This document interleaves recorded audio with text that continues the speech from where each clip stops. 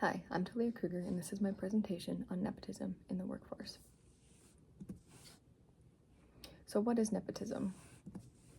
Nepotism is when friends or family are hired or promoted over people who may be just as qualified or even more so. Some people even like to say that it is not about what you know, but who you know. Next are the pros of nepotism, and believe it or not, there are some good ones. And the first one is the family knowledge of the business. If the boss has a kid who is very dedicated to the business, knows a lot about it, and wants to be part of the business because of how much he knows and how much he thinks he can do, then it might not be so bad for that kid, or when they grow up, to be hired and take over the role of his or her mom or dad, because of how much they know about the business and how much they can help with the business. The next part of that is that it's a really quick hiring process, and a quick hiring process is not only time efficient but also cost efficient, because they aren't sending out advertisements or going through a very long hiring process. They already know who's going to be hired. And the third one comes a common vision for nepotism, for the person who is hired, like the kid. They know what the company is about. They are determined to help the company, and they're committed to it.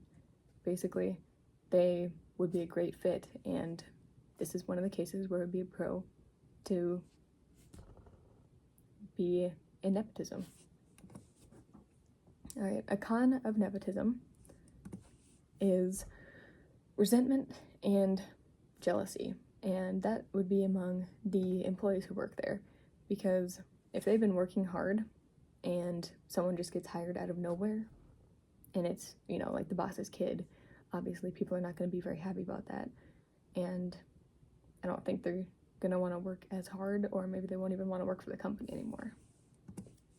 And that leads me into my next point, is that it is unfair for people who have been climbing the ranks. When you start out low, you keep getting higher and higher, and you're looking towards that position right there, and then the boss's kid gets hired. Obviously, you're not going to be very happy. Which also brings me to my last point here, which is a prevention of professional growth. That person no longer has the opportunity to grow and expand their professional knowledge, and it would decrease my morale. I'm sure it decreases theirs, and I'm sure they wouldn't want to work as hard since their position that they were going for is already filled. So next is the solutions. And the first one here is just no hiring of family or friends in the business at all.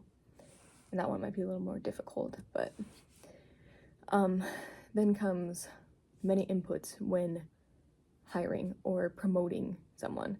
You want many people's opinions on whether or not this person should be hired or promoted. And then comes going through the exact same hiring and promotion routine. They have to go through all of the interviews, and they have to submit their own resume and everything, so the same as everyone else. And the outcomes of that would be an equal opportunity for everybody. And this could even help increase employee morale if they know that they worked hard for it. Like if nepotism does occur, maybe they know that that person deserves it because they did work for it.